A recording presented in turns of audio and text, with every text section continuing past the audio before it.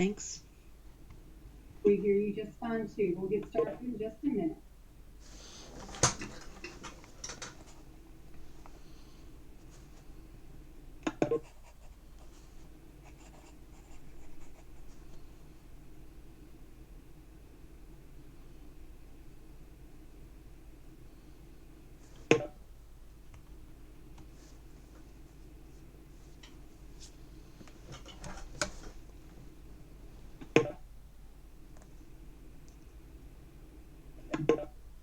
Good afternoon, everyone. This is Shelly Walker with the Tennessee Department of Health. I have 2 o'clock, so we'll go ahead and get started. We will be hearing some remarks today from Tennessee Health Commissioner Lisa Piercey. We also have joining us this afternoon Dr. Michelle Fiskets, who will be on hand to help answer questions if we need her technical assistance on this information is on the record.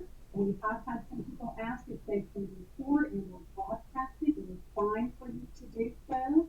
I will ask that you also check your inbox and the news release that we have issued that has some of the information we'll be sharing today.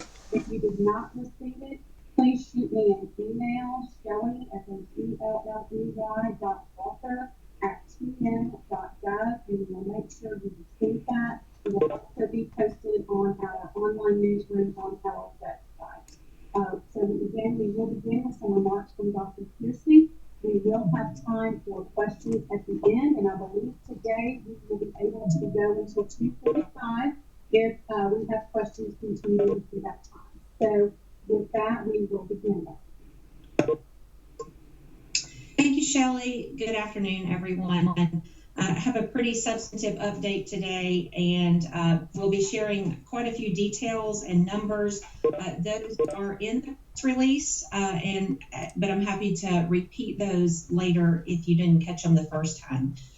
So our top line today is to tell you about some things that we've uncovered in Shelby County and to let you know what we found as well as what we plan to do about it.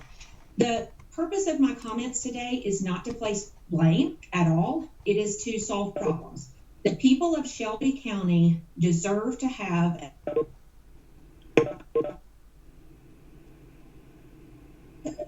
Dr. Piercey? And life-changing. Yes? You froze on us for a moment. Okay, I hope we don't have those problems today. Sorry about that. If that continues happening, we can change that up. So I'll start over. What I want to bring you today is some information on what we have uncovered in Shelby County, because the people of Shelby County deserve efficient and effective vaccinations. It is our largest population center. It is also one of our centers of color as far as disadvantaged and minority communities.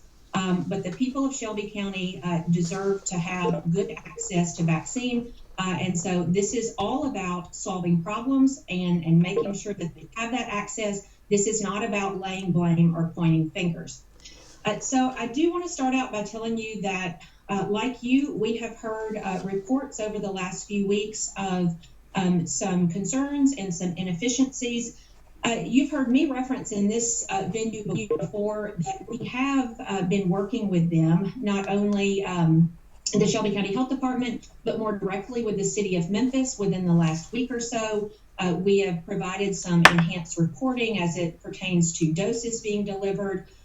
We've been working offline and in the background on this issue. However, as you know, on Friday, February 19th, there was a public report that over 1,000 doses were wasted after being expired in the pharmacy at the Shelby County Health Department. That was very concerning to us. That was new information to us. And so we immediately deployed a team to Shelby County that included our director of our vaccine program, director of emergency preparedness, as well as a lead member of our unified command group. When we got there, we did find the 1,315 doses that were reported to be expired. I do want to pause and give you a little bit of clarity on some of these numbers that I'm going to be giving you. You may remember that several days ago, maybe a week or two ago now, Pfizer changed their packaging to where the vial each now has 6 doses instead of 5. So this 15 doses is based on 5 doses per vial. If you use the 6 doses per vial, which is now the official count in those vials, that amounts to 1,578 doses. We first found that those 1,600 or so doses, 1,578, happened over 6 expiration events, dating back to February 3rd. I recognize that there has been some weather statewide, but specifically in the West Tennessee area, even prior to the storms, the snowstorms in Middle Tennessee and the rest of West Tennessee this past week, the weather events in Shelby County and in West Tennessee were earlier than some of the rest of the states. However, that went back to the 11th or the 12th. That did not go back to the 3rd. So we believe that the majority of this wastage was not weather related, that it was actually 6 different expiration events that occurred between February 3rd and February 12th to total, again, 1,315 or 1,578 with 5 and 6 doses respectively. The other thing that it is not related to, they were not doses that were taken out into a site and then people no-showed and they had to bring back. These were doses that, for what we understand right now, never left the pharmacy and were allowed to expire on site there. The other thing that we found when we came on site is we found 51,000 doses in inventory. Now, I want to put that in context for you because some inventory is expected. You have to be able to plan ahead about a week in advance, even a little bit longer, perhaps up to 10 days for those getting ready to get a second dose. By our calculations, we are estimating that they should have had about 20,000 doses in inventory. And so when we found 51,000, again, that's using 6 doses per vial, we found an excess of 30,000 doses on the shelf in Shelby County Health Department. These doses, fortunately, were not expired, and the earliest expiration date of these excess 30,000 doses is March 6th. So we still have a couple of weeks to use up that inventory. When we were on site last Friday, we also found a lack of standard operating procedures for storage and handling of vaccine. We found no formal process for management of soon to expire product. And we also found that there was no ability for Shelby County Health Department personnel to access the pharmacy in their own building. So to explain that relationship, as I understand it, that is a contract pharmacy or pharmacist that Shelby County employs. It is embedded in the health department. That pharmacist is technically an employee of a health system, but is assigned exclusively to Shelby County Health Department and has worked there for quite some time.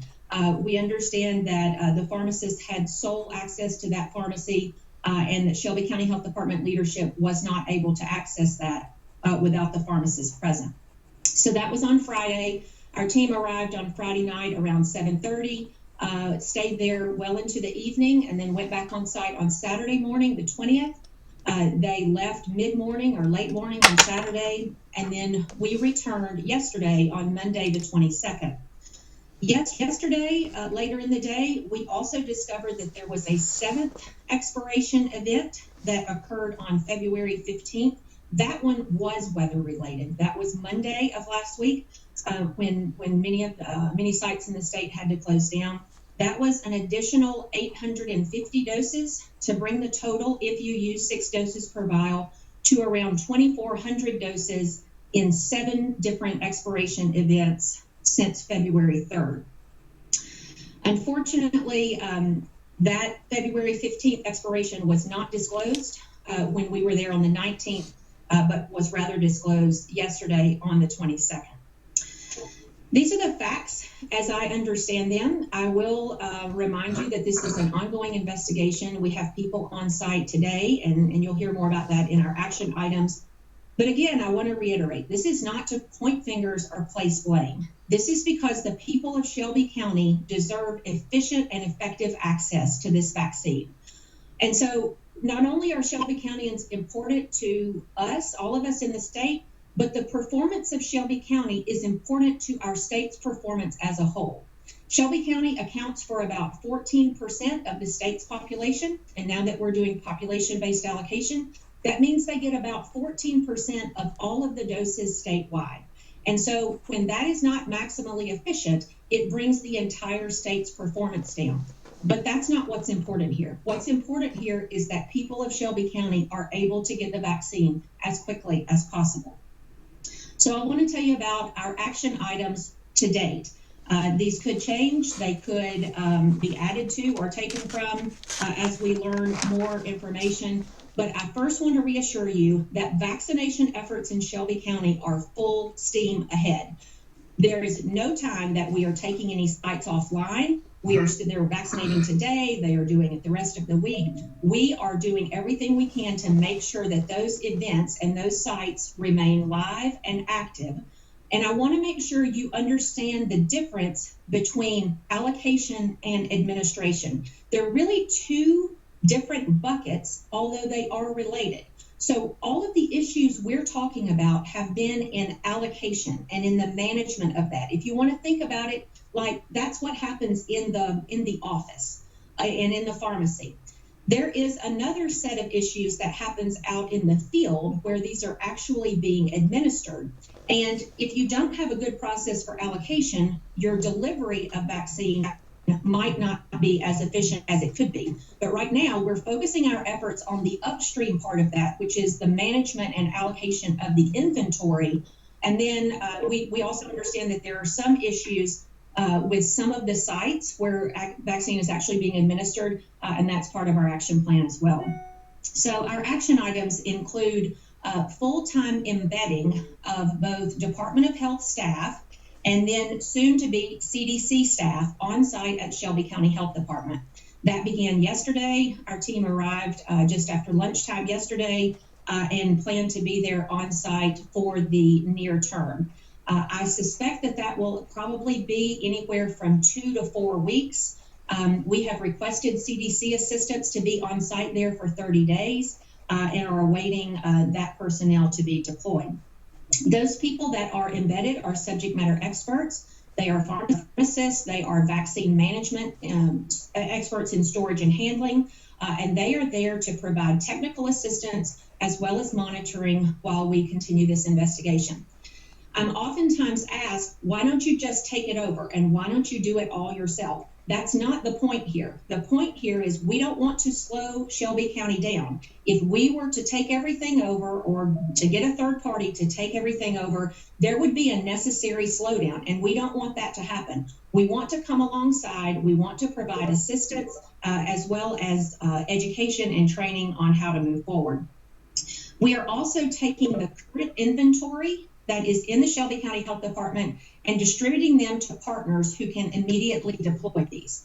You may not be aware, but there are dozens of sites in Shelby County that have vaccine right now and are giving vaccine. I think people get into the mindset that they're only coming from these very large sites, but there are dozens of sites across Shelby County, including pharmacies, hospitals, clinics, as well as both the City of Memphis and the Shelby County Health Department sites. And so all of the inventory that's in Shelby County right now is being taken out, removed from the site, and given to those partners for immediate administration. Again, those excess doses have an expiration date no sooner than March 6th, so we do have a couple of weeks to effectively use those doses. The other thing I want to reassure you is that Shelby County will continue getting the same population-based allocation. We are not reducing the number of vaccines that are coming to Shelby County, but what we are doing is we are no longer sending them to the Shelby County Health Department for the time being, but rather sending them to the other departments. I'll just ask that everybody mute their lines, please.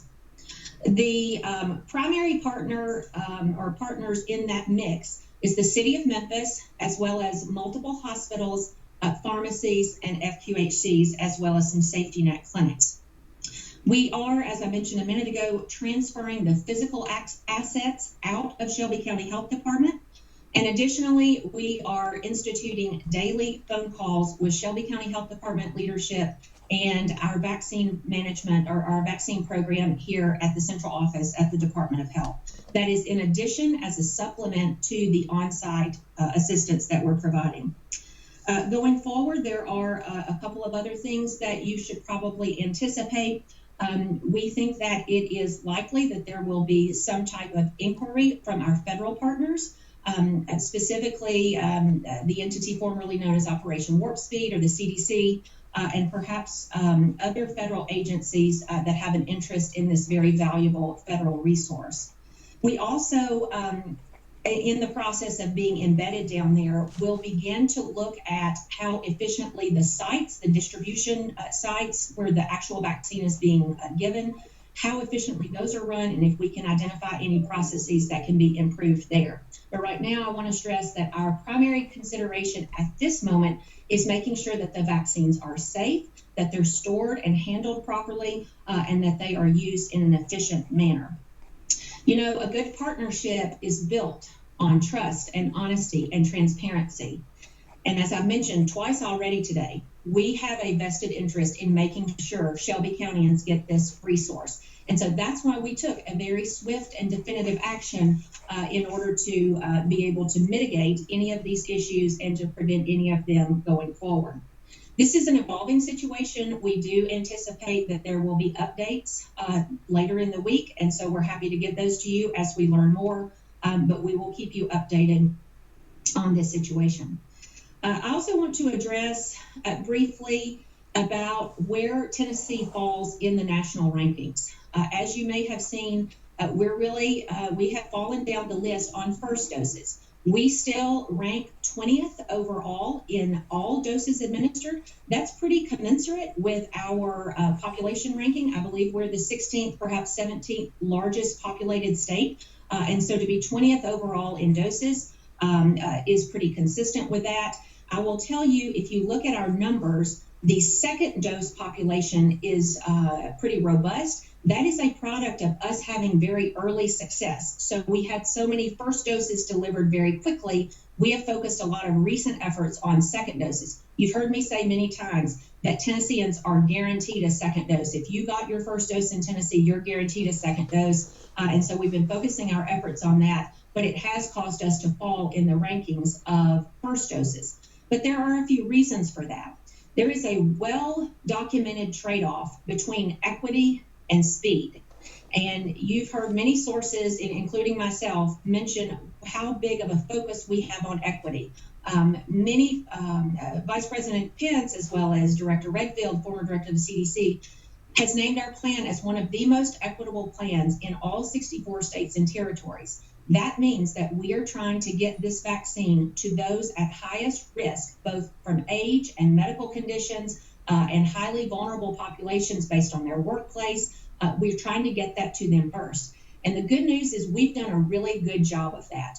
We exceed the national average for 75-plus-year-old vaccinations by 25%. I'm really proud to say that 57% of all Tennesseans age 75 plus have been vaccinated. And you know that that is the population that is driving our hospitalizations and deaths. And so we have a very risk-focused plan, and our plan is focused on getting doses to the people at highest risk first, and that's what we've done. Secondly, I can't ignore the fact that our largest population center and the issues that we've been describing today with inefficiency are kind of pulling down the whole state's average. That is not to say that it is that's the single factor, but that is a contributing factor to our national ranking. And thirdly, it doesn't affect only Tennessee. It's not unique to us. We've been shut down on vaccine administration for about the last week because of the ice storm and then the multiple winter storms that we've had over the last several days. And when you look at the rankings right now, you will see several of the southern states really falling in the rankings because of that lag in distribution because of weather. So I wanted to reassure you that we're keeping an eye on that. We know why that's happening, and we're pressing forward. A couple of more unrelated updates, and then we'll be happy to take questions. One is that later this week, you will see information about a change to our visitation guidelines at nursing homes and long-term care facilities. That new guidance goes into effect on February 28th, so Sunday, and there'll be more information later this week. But essentially, because most of our nursing homes are completely finished with vaccination. In fact, 100% of our skilled nursing and nursing homes are finished with both first and second doses, and about 3/4 of our assisted living facilities are finished with their second dose. So we're almost completely finished with 100% vaccination at all facilities in Tennessee. After that vaccination is complete, which is scheduled to be at the end of this week, we will no longer be restricting any visitation at nursing homes. They will only be under the restrictions of their governing body. In this instance, it would be CMS, the Center for Medicare and Medicaid Services, specifically for nursing homes and skilled nursing facilities. There'll be more information later in the week on the details of that. And then finally, the other thing that we're excited about this week is that, as you know, the FDA is scheduled to meet later in the week and is expected to approve the Johnson & Johnson vaccine. That is the one-dose vaccine, that it is 100% effective against hospitalization and death, just like Pfizer and Moderna, with the added convenience of only one dose. So look forward to having that in state, perhaps as early as next week. And so when we get more information about that, happy to share as well. I'm sure there are quite a few questions, so I will stop there and ask Shelly to moderate some questions. I do have Dr. Shelly Fiskus on the line with us today. She is the medical director for the state vaccine program. She was on site in Shelby County on Friday and has been intimately involved and is here to help me answer questions. All right, Shelly. Yes, ma'am. Our first question will be from Kimberly Piercey with the AP. Hi, Dr. Piercey. I was wondering if you could provide a little bit more insight about how a 30,000 excess can happen. I guess I'm a little confused about the tracking, if they just didn't have to report that. I was curious if maybe you could provide a little bit more insight about how that happens. That's a good question, Kimberly, that I'm not sure I have full visibility on. It's a legitimate question and one that I share with you. It has actually been noticed in the system for a couple of weeks now. We've been asking about it. We're initially told that it was a lag in data entry. That those doses were actually, or a portion of those doses had been administered but hadn't been put into the system. But that inventory number really never went down. And so when we came on site, we did a hand count of that inventory and found the 51,000 doses. So that would be a good question to direct to the Shelby County Health Department. Our next question is Grace King from WBIR.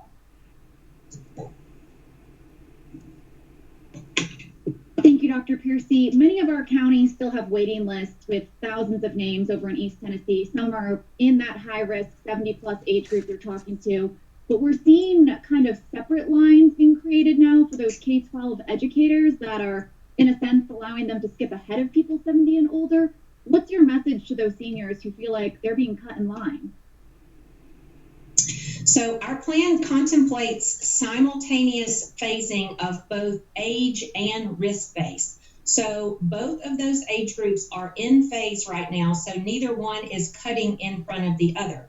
However, I will tell you that because of school hours and teachers who are in school, which is where we want and need them to be, we are in many instances offering after school hours or evening or weekend hours for teachers to be able to come over and get vaccinated in a special, what we call pod, whether that is either on site at the school or at the health department or another location, because most of the time teachers can't get over there during our normal business hours. And so that's what that is for. But no one's skipping ahead when our plan contemplates simultaneous phasing.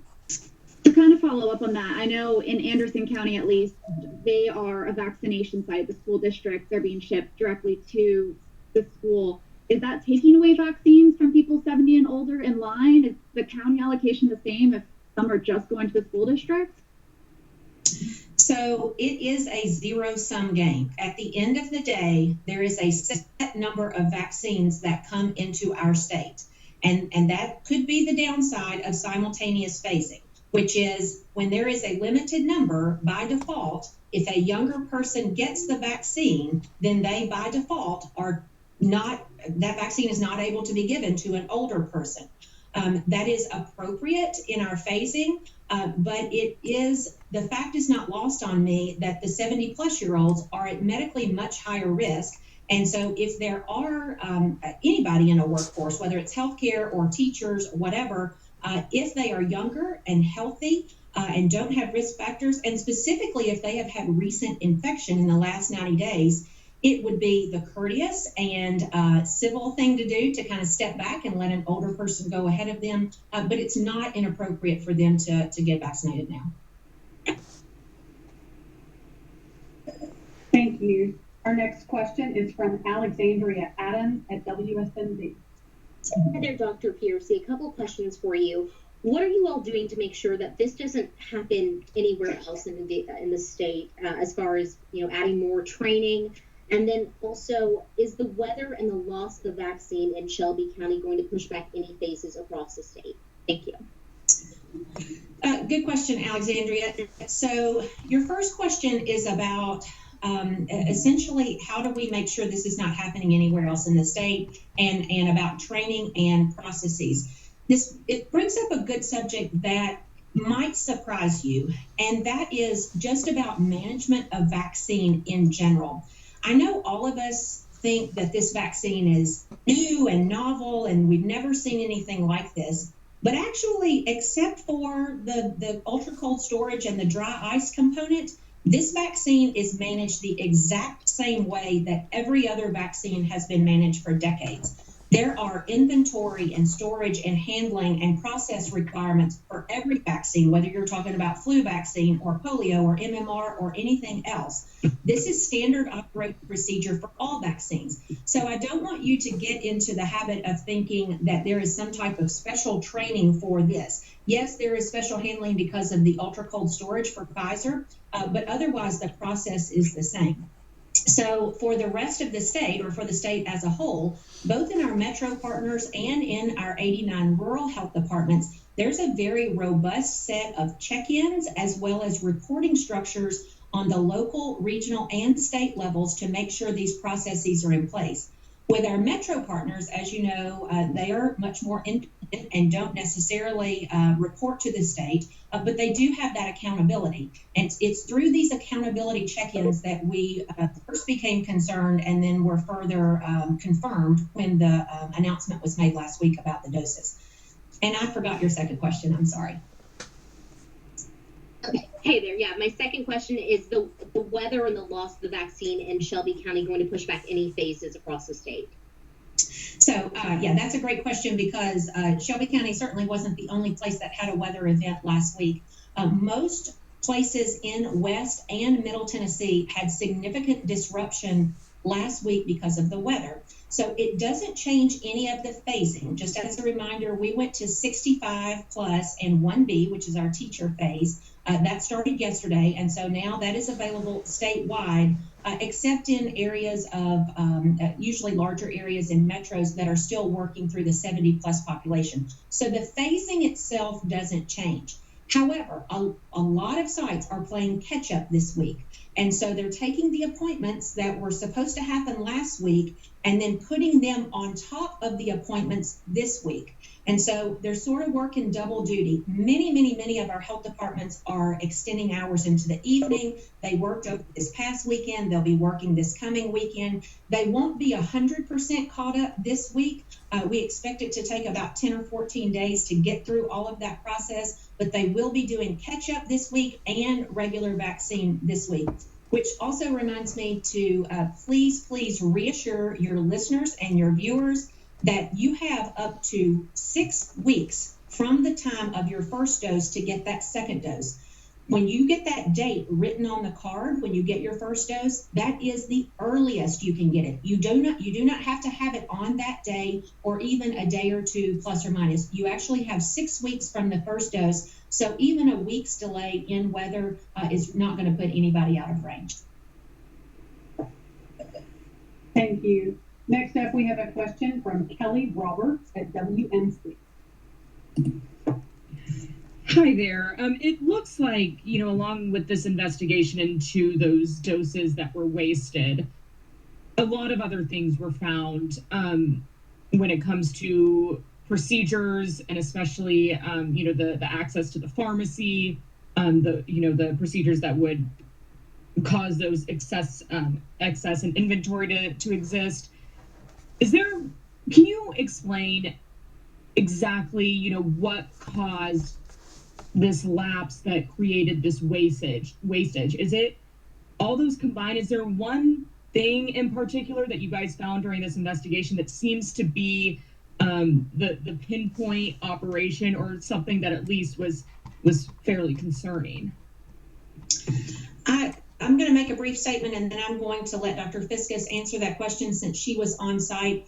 But I want to explain something that we know about in the medical industry and healthcare field, and that's what we call the Swiss cheese model. When you have a failure of a system, it's almost never one particular thing. It's when all of the holes in the Swiss cheese line up. If you had a stack of Swiss cheese, there is going to be a spot where all of the holes line up and things fall through. That appears to be what's happening here. It's not one single thing, but a combination of multiple things. And I'll let Dr. Fiscus give you some more detail.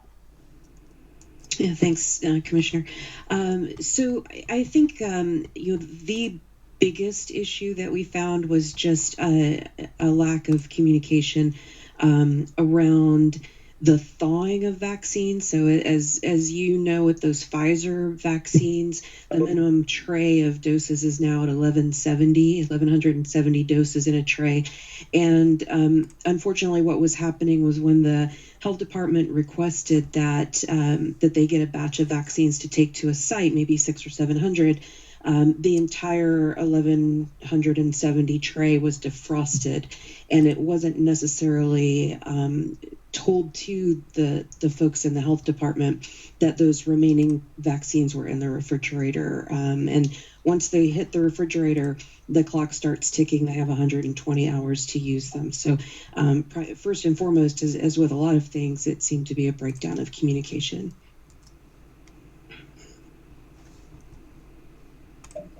Thank you. Next, our question is from Jacob at the Memphis Business Journal. Yeah, thank you. I am curious if you could explain a little bit more about the process for distributing into Shelby County going forward. You said it will not be going through the health department. Who exactly is getting the vaccine, and how will that then get to the vaccination sites? Yeah, so while I'm answering this, I'm pulling up the list of where these vaccines are going to go. The bulk of them are going to go to the city of Memphis, who, as you know, manages some of the sites now, Appling and Pipkin, and then we'll be, I believe, bringing a Raleigh site on tomorrow. The other partners that will be receiving vaccine this week, there are hospitals, the multiple pharmacies, as well as the city of Memphis and FQHCs. In total, it looks like there are 15 hospitals, 9 FQHCs, 1 community health center, 1 independent pharmacy, 14 Walmart pharmacies, UT Health Science Center, and the city of Memphis. Those are the ones who will be receiving deliveries this week. And the inventory that is on Shelby County Health Department site now, in addition to those new shipments that are coming in, the inventory that is there will be parsed out to some of those partners on the list as well.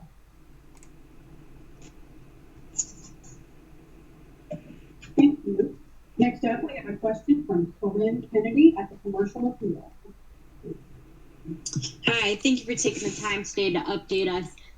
Dr. Piercey, you said a good relationship is built on trust and transparency. Do you feel that the Shelby County Health Department has been honest and transparent with you and with the public? And I'll have a quick follow-up. I think there have been a series of miscommunications. I will say that at no time do I ever believe there was a malicious intent. There has been nothing nefarious uncovered, nothing intentional. A lot of processes as far as communication, not only between the health department and its pharmacist, but also the health department and the state, perhaps even the health department and the county and or the city have been lacking. And so we are there to remedy the problem and not to place blame. I can't speak to what Shelby County has or has not communicated with the public, so that would be a question for them. And you mentioned that the Metro Health Department do have more independence. How much communication have you had with the Shelby County Health Department about vaccine management before this investigation started on Friday?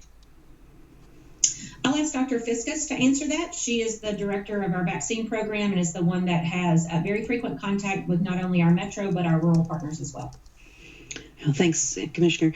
We have a bi-weekly touch point with all of the metros. There are statewide calls that are available twice a week for our metro partners, along with all of the other health departments across the state. And all of those health department leaders and those metro health departments know how to get a hold of us. They have our cell phone numbers and our email addresses, and they need to they know how to get a hold of us if they have questions or concerns. Additionally, as Commissioner Piercey said, vaccines are not new to any of the health departments. And so all of our metro health departments are also part of the Vaccines for Children program. They all have regional immunization representatives that are embedded in the metro health departments along with the regional health departments, and those are the subject matter experts around storage and handling of vaccines in those regions as well, and they get ongoing technical assistance from the state. So we feel like there's plenty of opportunity for education with those regional immunization representatives and availability and updates from the state. Thank you. Our next question is from Gerald Harris at UC. You talked about the vaccinations not being, on a couple of instances, spoiling and being allowed to spoil. Are you 100% confident in the fact that this pharmacist did not give anyone any spoiled vaccinations? So we don't have any evidence of that right now. However, I will acknowledge that we have made several data requests, some of which have not yet been fulfilled. And so I can't definitively answer that question, but I don't have any reason to believe that anyone got expired vaccine at this point. Appreciate it. Thanks, Gerald. Our next question is from Nikki with Fox 17.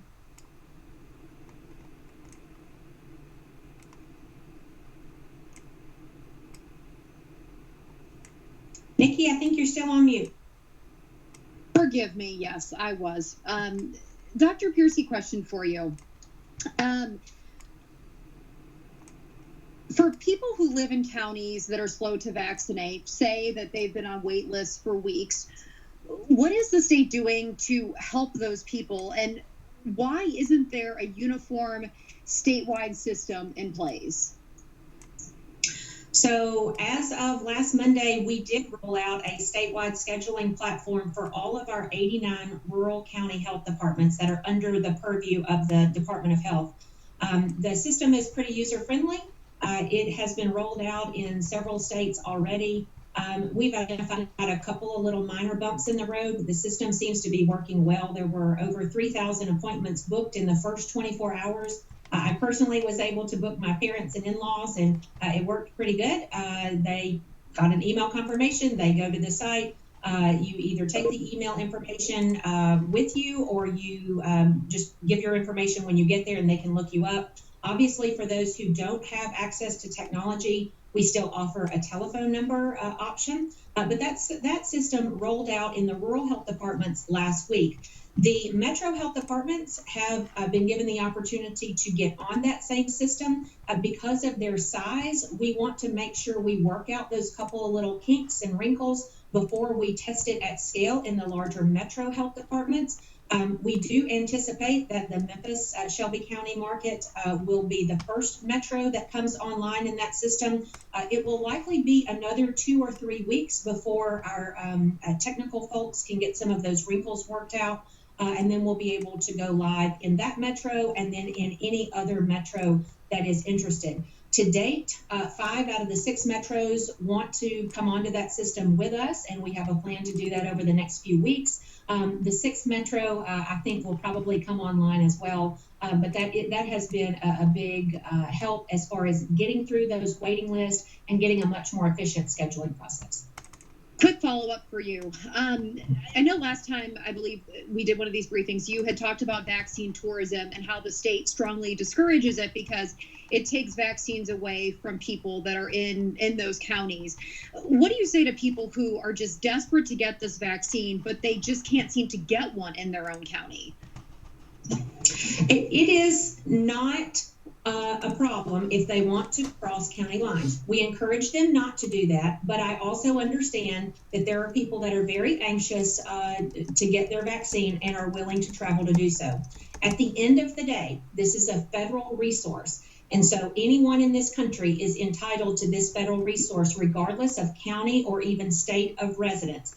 Because we do have a population-based allocation, it works a lot better if you stay in your own county, but that is not an absolute restriction. Thank you. Our next question is from David Riley with the Marion County News.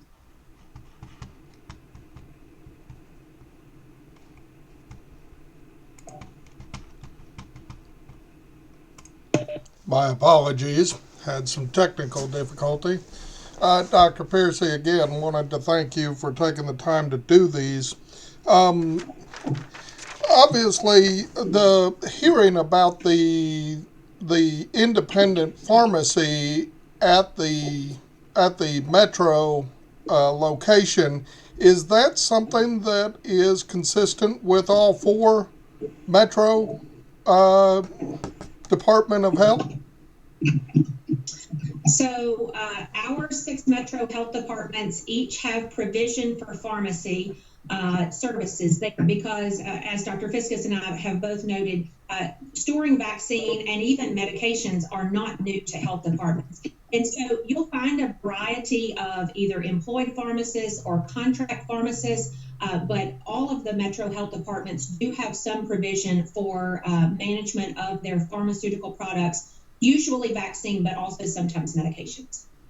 Okay, and is it just the scale then of the COVID vaccine that has kind of stress tested that relationship and that communication in that respect? Is that something that you can build on going forward with the metro areas?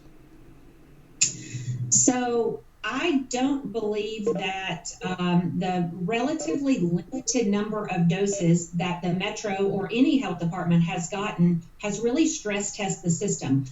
They have been, health departments statewide, national, have been dealing with millions of vaccines for decades. So this, having a few thousand doses in the pharmacy is really not a heavy lift for a large metro health department. They're used to doing this.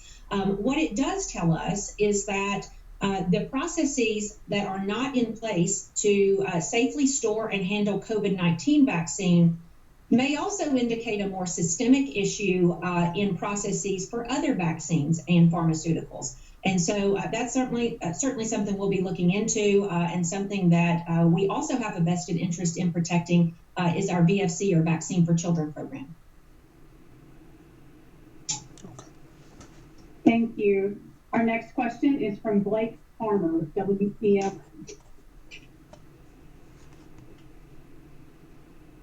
Hey, Blake, you're on mute. I deserve a slap on the wrist for that. I am curious, you know, I mean, like you said, probably going to be a federal inquiry here. You know, 2,400 doses and having this backlog. I mean, you know, around the country, people are going to be looking at this and saying, boy, I guess they could do a lot better in Tennessee. I wonder if you could just sort of share with us, I don't know, was this, you know, your worst fear, or, you know, kind of your personal response when you first learned how big this waste was in Shelby County?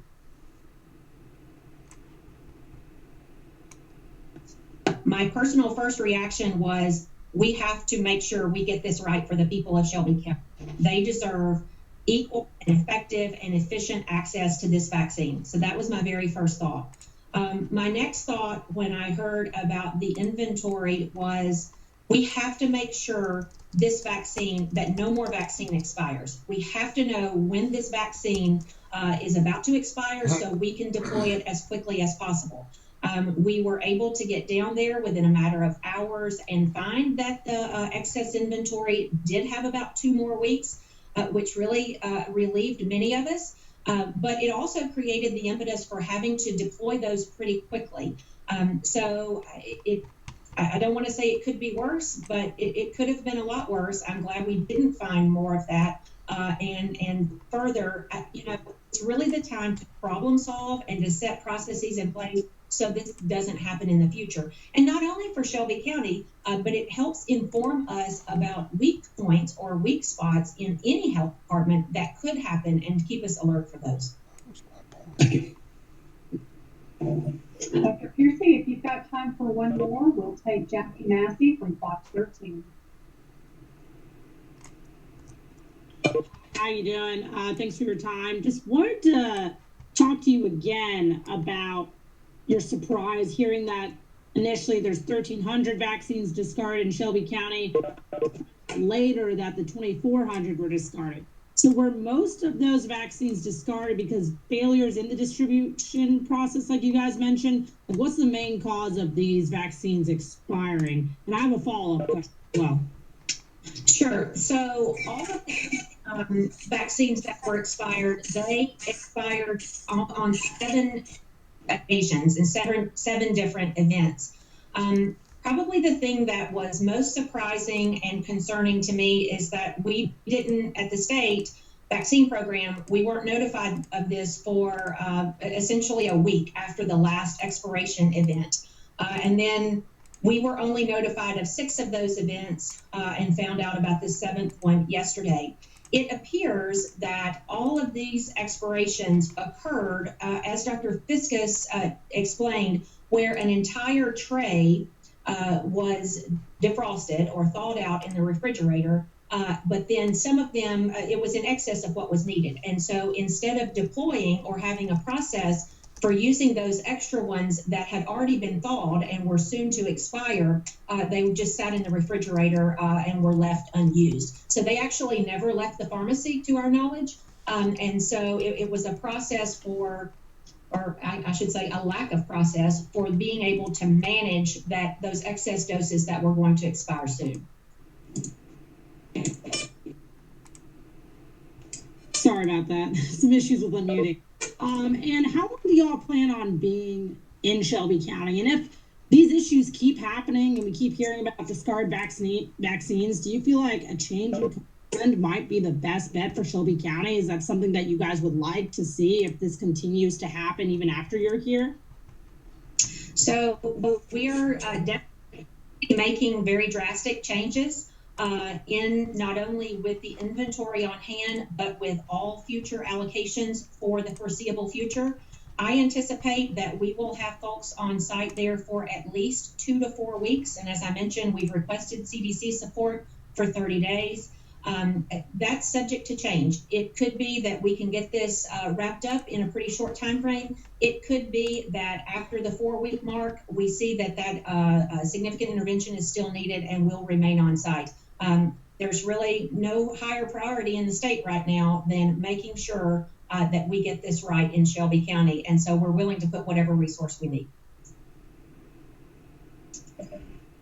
Thank you. Dr. Piercey, do you want to take one more?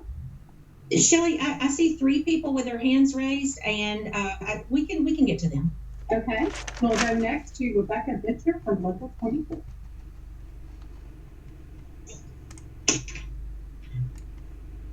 Hey, I think my question just got answered a little bit. I was just going to ask just how long the monitoring would last, how long you guys, if there's any set date of how long you guys would be here monitoring the distribution process. We're targeting 30 days right now. It could be a little shorter, could be a little longer, but that's what we're targeting right now. Okay, thanks. Thank you, Rebecca. Next up, we have a question from Vivian Jones. I'm sorry I can't see your outlet, but go ahead, please. Thank you so much, Commissioner Piercey, for taking our questions today. My question for you is, you mentioned a possible federal investigation. I wondered, had you had any conversations with federal authorities? Have they already reached out to the state? And if so, have they indicated any timeline for that potential investigation? So it's my understanding that although we have made our federal partners aware that the Shelby County Health Department has not yet logged those wasted doses into the federal system, that is typically the trigger for the federal partners to reach out to the local entity. You'll recall we had a pretty significant wastage event in Knox County a few weeks ago. That's exactly how that process happened.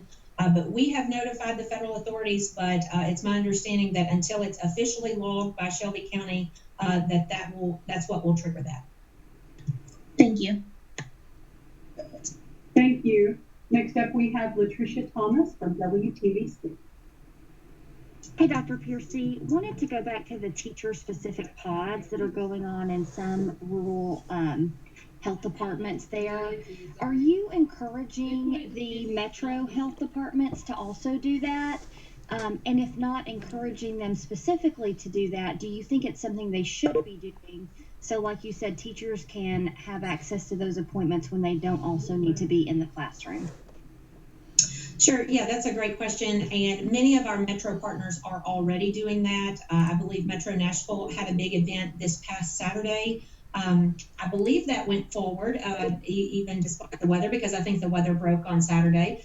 So that was a good way to handle teachers that have to work during the day. It doesn't really make a lot of sense to only offer off-site vaccinations while we know they're in school. So whether that is coming on-site to the school during work hours or hosting pods after hours or nights or weekends, that's what we need to get our teachers vaccinated. And that would be the same all across the state, whether it's metro or rural. Okay, thank you. We're specifically in Hamilton County, and I think they're waiting on a pharmacy to get vaccine supply to do that separately, but the Metro Health Department is not setting aside any of their doses, which is leading to some frustration for our teachers here. Yeah, as I understand it, Hamilton County will be getting the contracted school health provider will be getting a direct allocation. And so it will not come out of Hamilton County Health Department's allocation, but rather will be directly allocated to the school health provider there. Thank you.